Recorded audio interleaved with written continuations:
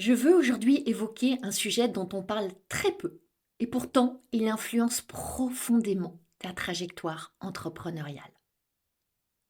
C'est le sentiment de ne pas appartenir, le sentiment de n'être jamais tout à fait à ta place, le sentiment d'être en décalage, un peu trop intense, un peu trop différente, pas assez comme il faut. Et quand tu es une femme atypique, que tu sois HPI, hypersensible, neurodivergente ou autre, il y a de grandes chances que tu connaisses ce sentiment-là. Peut-être même que c'est plus un sentiment, mais que tu l'as acquis comme une vérité sur toi. Ce que je veux te montrer dans cet épisode, c'est que ce sentiment, ce n'est pas une identité. C'est une histoire, c'est une mécanique, c'est un réflexe de protection. Seulement, si tu le laisses tourner, tu vas te retirer du jeu. Quand tu es entrepreneur, tu ne peux pas te permettre de te retirer du jeu. Et tu vas voir que la vraie question, elle n'est pas vraiment est-ce que j'ai ma place? La vraie question, elle est plutôt est-ce que je suis prête à prendre ma place? Et ça va impacter immensément ta trajectoire entrepreneuriale. Entreprendre hors des normes est le podcast dédié aux femmes entrepreneurs qui désirent faire la différence par leur différence. Je suis Anne-Valérie Raucourt. Depuis 2010, j'accompagne les femmes originales et ambitieuses qui veulent se créer une vie riche et libre par la voie de l'entrepreneuriat. Si tu désires casser les codes, créer ta propre recette du succès et développer un business florissant au service de ta vie et de la vie, tu es ici chez toi. Dans le podcast Entreprendre hors des normes, je te dévoile, avec authenticité, profondeur et humour, des stratégies audacieuses, des approches mindset décalées et parfois même une vision perchée pour que ton business soit ton espace d'expansion. Ici, on célèbre ensemble la puissance des femmes qui osent assumer leur singularité, exprimer leur plein potentiel et laisser leur empreinte. Aujourd'hui, je veux vraiment aller plus loin sur ce sujet qui touche tellement de femmes et en particulier les femmes atypiques. On en parle relativement peu, notamment dans l'entrepreneuriat, parce que c'est un sujet plutôt intime. Alors que je crois qu'il est profondément stratégique, ce sujet-là. C'est le sentiment de ne pas appartenir, de ne pas être à ta place, de ne pas être adéquate. Et quand tu as une forme de profil atypique, quel qu'il soit, ce sentiment, il est non seulement fréquent, mais il devient profondément familier. Ça devient même une sorte de vérité pour toi. Je suis jamais à ma place. Comme si c'était un trait de caractère inhérent à qui tu es. Ça devient ton identité. Je ne suis jamais à ma place dans un groupe. J'observe toujours de l'extérieur. Je suis celle pour qui c'est plus difficile que pour les autres. Je suis celle qui se tait.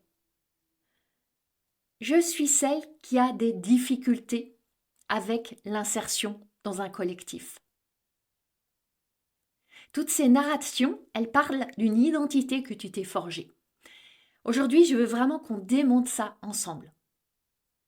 Avec profondeur, avec nuance, avec douceur aussi. Parce que si tu t'es raconté ces histoires pendant des années, des décennies, bien sûr qu'il ne suffit pas de dire « je choisis d'appartenir pour que ton système nerveux et ton corps suivent ». Et pourtant, quand tu es entrepreneur,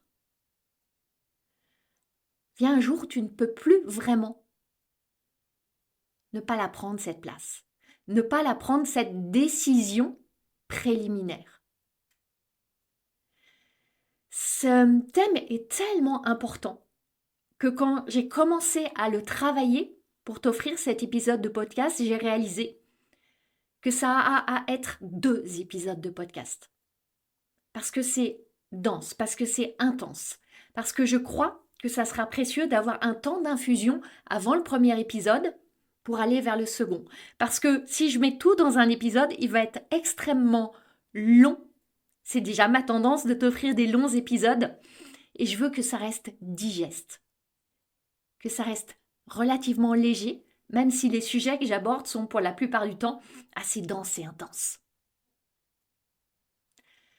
Je veux vraiment dans cet épisode t'aider à comprendre cette mécanique parce que c'est la base pour que tu puisses reprendre ton pouvoir sur elle. Pourquoi est-ce que j'ai envie de te parler de ça ? Évidemment parce que c'est un sujet que je connais bien, que je connais intimement. Aussi longtemps que remontent mes souvenirs ils sont tissés d'histoires de non-appartenance, de ce sentiment d'être jamais à ma place. Quand je remonte à mes souvenirs d'école au primaire, jamais à ma place, que ce soit dans la classe ou dans la cour de récréation. Jamais intégré pour jouer avec les autres enfants. Toujours regarder un peu de travers dans la classe. J'avais des réactions qui n'étaient pas les réactions des autres enfants de mon âge. Des mots qui n'étaient pas leurs mots. Des réflexions qui n'étaient pas les leurs.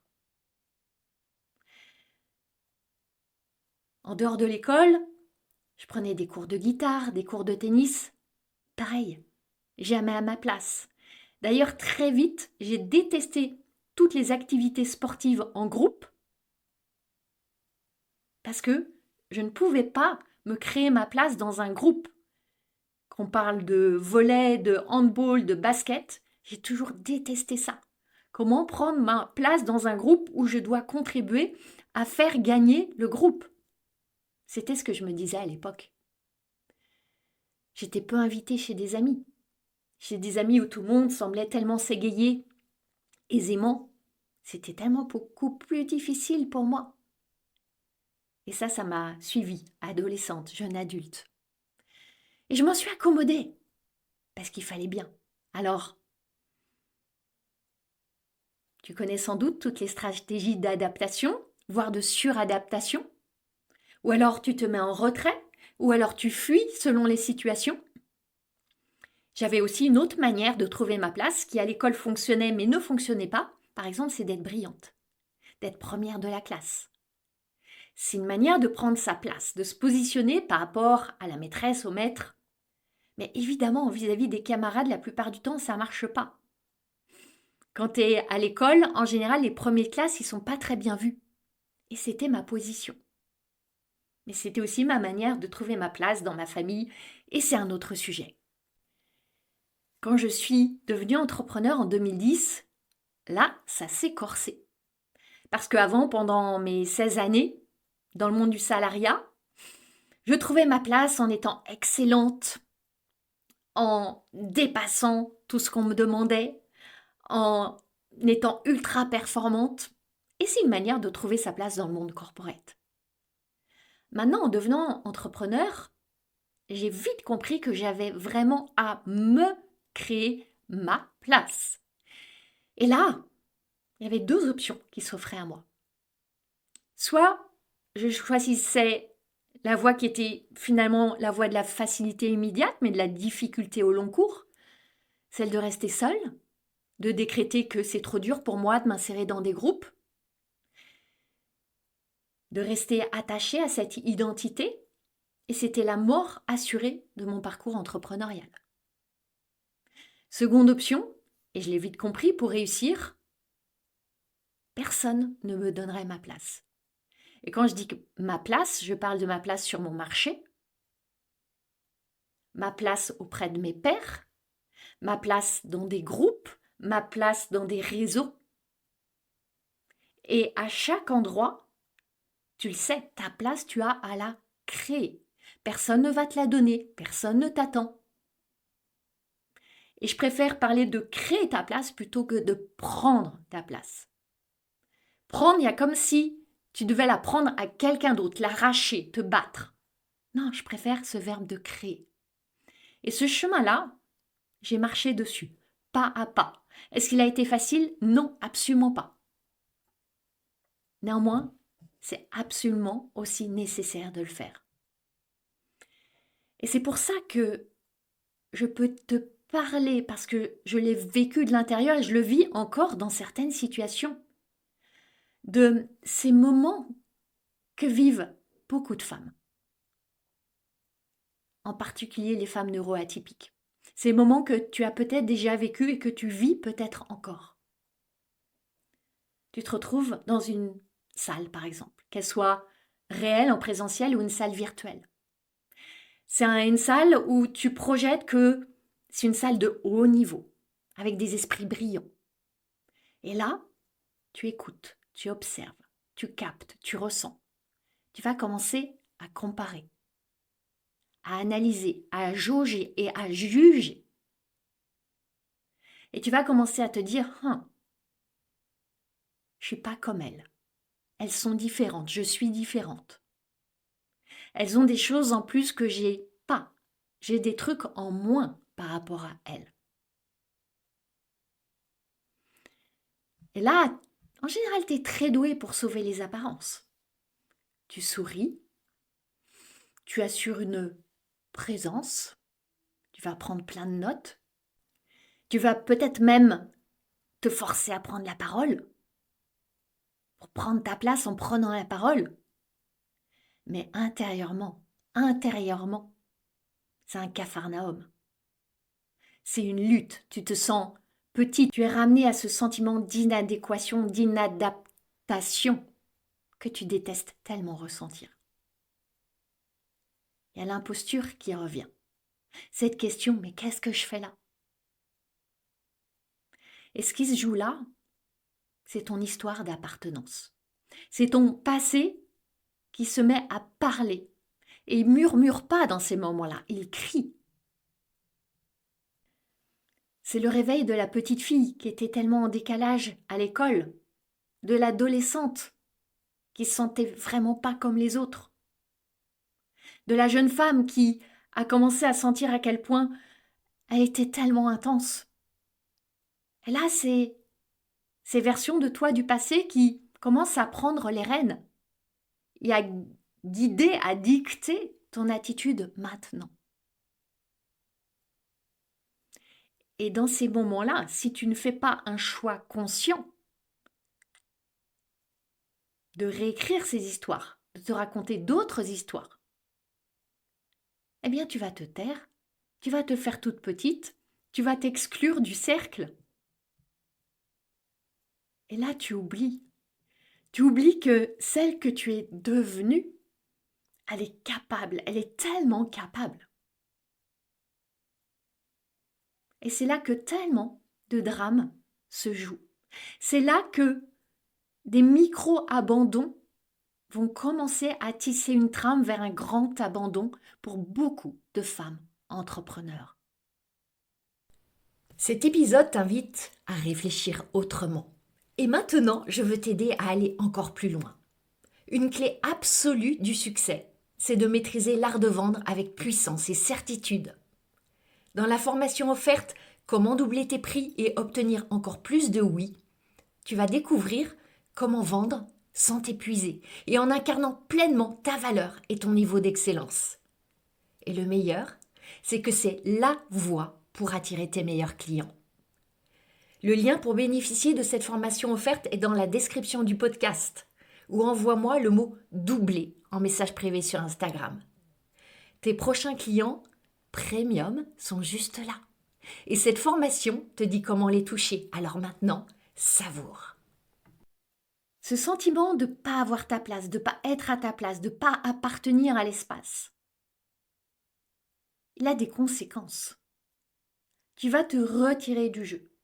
Et quand je dis te retirer, il ne s'agit pas nécessairement d'un retrait visible et physique. Parce que tu vas peut-être continuer à interagir, continuer à te montrer, continuer à être active. Mais intérieurement, c'est un retrait. Et c'est douloureux. Et c'est un capharnaüm de voix intérieure qui tourne en boucle. C'est comme si physiquement, tu étais dans une pièce, mais tu restes collé au mur. Et tu voudrais même rentrer dans le mur pour disparaître si seulement il pouvait t'absorber. Et pendant ce temps-là, tu vois tout, tu entends tout, tu observes, tu analyses, tu captes. Mais jamais tu vas aller au centre. de la pièce.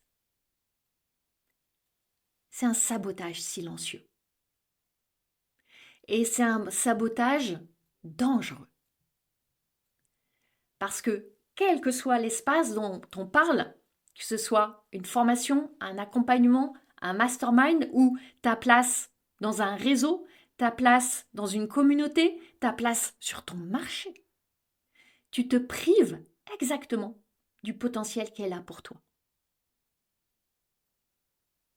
Si je prends l'exemple d'un mastermind ou d'un programme d'accompagnement ou d'un cercle d'entrepreneurs, tous ces espaces de croissance dans lesquels tu choisis d'aller, évidemment, tu viens chercher des choses. Tu viens chercher de la confiance, des relations, un miroir, des conseils, des opportunités, une élévation, une expansion. Seulement, aussi longtemps que tu ne te sens pas à ta place, tu ne vas pas obtenir ce pourquoi tu es venu là. Aussi longtemps que tu es en retrait et que tu refuses, parce que c'est un refus de prendre ta place, tu ne vas pas prendre les conseils, prendre le coaching, prendre les contacts, prendre les opportunités. Et ce qui est tellement paradoxal dans tout ça, c'est que généralement, ces femmes-là sont des femmes extrêmement généreuses. Des femmes qui donnent immensément, qui savent contribuer, qui savent apporter, qui vont offrir du feedback, des conseils, du temps.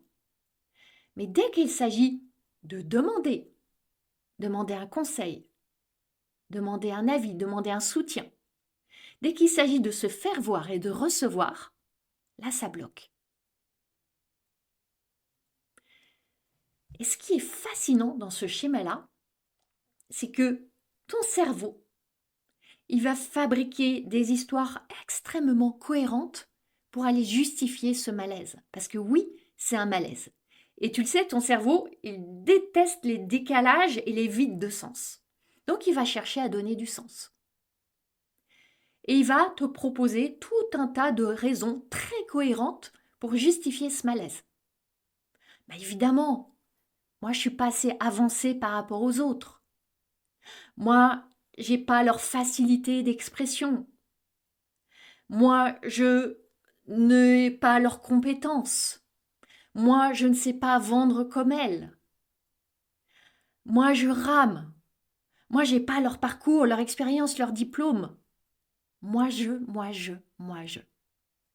Et là, tu vas t'appuyer sur le moindre détail, la moindre preuve pour l'utiliser contre toi et t'auto-justifier dans cette mise en retrait. T'auto-justifier dans ta décision que non, absolument tu ne peux pas prendre ta place. Et plus tu es intelligente, parce que je les vois, ces femmes extrêmement intelligentes et brillantes, je les accompagne, plus tu es intelligente, plus ce mécanisme-là va être sophistiqué. Et tu vas te construire une narration extrêmement solide et crédible pour justifier que vraiment c'est vrai, t'as pas ta place ici. Ton cerveau va en faire un verdict qui va devenir une loi intérieure pour toi. Chez ces femmes atypiques, brillantes, il y a en plus souvent un twist supplémentaire. C'est le twist de l'intuition. Tu vas dire, je sens que là, je ne suis pas à ma place. Mon intuition me le dit. Comme si c'était une vérité. Ton cerveau l'a confirmé, tu vas en rajouter une couche avec l'intuition. Et là, je veux t'inviter à une nuance vraiment importante. C'est pas parce que tu sens quelque chose que c'est une vérité absolue. Parfois, ce que tu sens, c'est juste la narration de tes anciennes histoires. C'est ton système nerveux qui s'est mis en protection absolue. C'est ton corps qui associe exposition à danger. C'est ton passé qui se met à hurler fort. C'est ton histoire de non-appartenance qui s'active. Et là, tu vas commencer à confondre protection et intuition.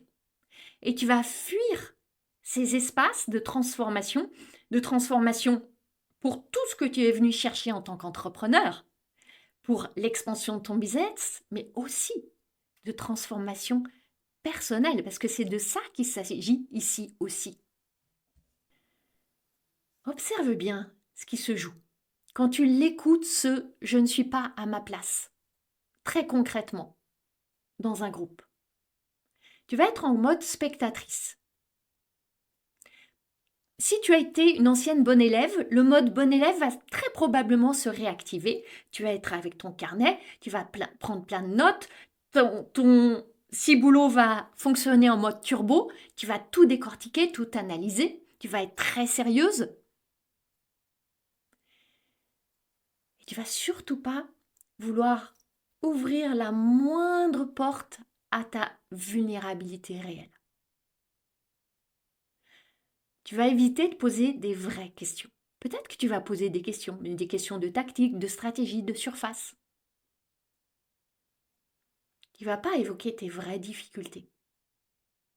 Tu ne vas pas non plus oser dire « je veux plus ».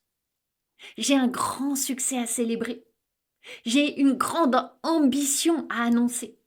Non, tout va être modéré, lissé. Avec toujours ce risque sous-jacent, le risque d'être vu dans ta vérité. Et quand tu as cette blessure d'inadéquation, de non-appartenance, être vu, c'est vraiment perçu comme un danger. Alors tu as trouvé plein de paravents, bien solides, derrière lesquels te camoufler. L'excellence, l'autonomie, la discrétion, l'humilité. Sauf que dans l'entrepreneuriat, ça devient tes pièges, ça devient tes saboteurs. Dans l'entrepreneuriat, tout se joue dans ta capacité à demander, à prendre et à recevoir, à te faire voir, à te battre pour obtenir ce que tu veux obtenir, à faire la différence par ta différence.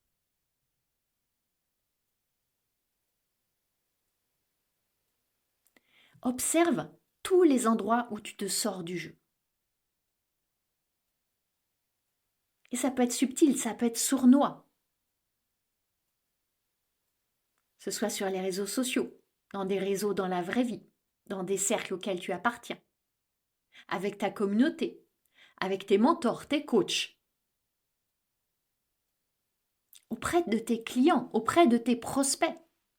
Tu ne vas pas oser relancer, tu ne vas pas vraiment inviter, tu ne vas pas vendre ardemment. Parce que chaque non, tu le reçois comme une blessure personnelle. Ah, tu vas rester dans une sorte de consensus mou, dans du politiquement correct, toujours en quête de cette validation qui te dit oui, ça va, tu appartiens bien à cet espace-là. Parce que quand structurellement, tu ne te sens pas à ta place, les non vont activer une douleur particulière. Ça va avoir un impact disproportionné. Si tu reçois un non d'un prospect, un non dans un appel, un non à une demande de rendez-vous, de rencontre, tu ne l'interprètes pas comme un simple non commercial ou un simple non neutre. C'est un non lourd, un non qui veut dire tu n'es pas voulu, tu es inadéquate, tu n'es pas assez, tu ne devrais pas être là, tu ne mérites pas d'exister. Ça peut aller très loin. Et c'est là qu'il y a beaucoup d'entrepreneurs qui vont se saboter. Elles prennent tellement intimement, personnellement, ce qui n'a rien à voir en réalité avec elles-mêmes. Elles prennent identitairement ce qui est juste quelque chose de neutre ou de contextuel. Et elles vont ancrer chaque non, chaque refus comme un rejet d'elles-mêmes, une confirmation de leur petitesse, et comme une raison supplémentaire de réduire leur ambition, de minimiser leurs objectifs, de se mettre encore plus en retrait. Et c'est un cercle vicieux. j'ai le sentiment de ne pas appartenir, donc je me retire, donc je me crée moins d'opportunités, donc je récolte encore plus de silence ou de non, donc je me confirme que je n'appartiens pas, donc je me retire encore plus, etc., etc. À chaque fois que tu te dis « je ne suis pas à ma place », pour qui je me prends d'être là, je vais déranger, eh bien, tu ne reçois pas ce pourquoi tu t'étais mise dans cet endroit-là. Tu ne reçois pas le feedback, tu ne reçois pas le soutien, tu ne reçois pas l'évolution, tu ne reçois pas les clients. Et là, tu vas interpréter cette absence de réception comme la preuve que tu es inapte à recevoir. Que c'est une preuve que tu es moins ceci ou cela que les autres, que c'est plus dur pour toi. Alors que la réalité, c'est que simplement, tu n'as pas pris ta place. Et une autre conséquence insidieuse, encore une. Tu vas interpréter les succès des autres comme des preuves que tu ne seras jamais comme elles. Tu te compares et tu te désespères. Tu compares ta richesse et ta complexité intérieure à leurs phrases toutes simples, leurs punchlines sur Instagram. Tu compares ton chemin à un résultat affiché. C'est injuste, c'est terriblement injuste vis-à-vis de toi-même. Et je sais que le sentiment d'injustice, c'est quelque chose qui te pique. Alors pourquoi est-ce que tu tolères d'être injuste vis-à-vis de toi-même? C'est terrible ce cerveau qui adore utiliser la comparaison comme une arme qu'il retourne contre toi. Je t'invite à voir que la comparaison, c'est l'opposé de l'appartenance. La comparaison, elle te fait quitter ta voie, ton sillon. Et dès que tu sors de ta voie et de ton sillon, tu ne peux plus construire ce pourquoi tu es là.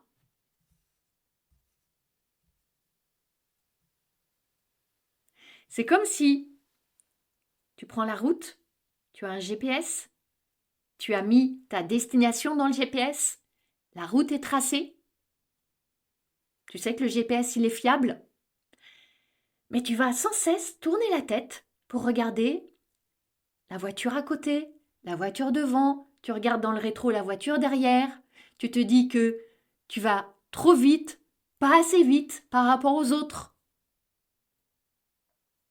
Il y en a qui prennent d'autres chemins. Est-ce que ton chemin est le bon?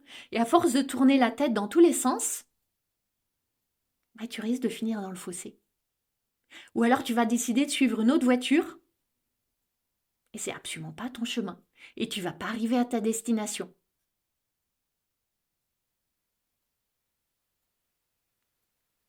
C'est vraiment important de comprendre tout ça. C'est essentiel de comprendre tout ce qui se joue.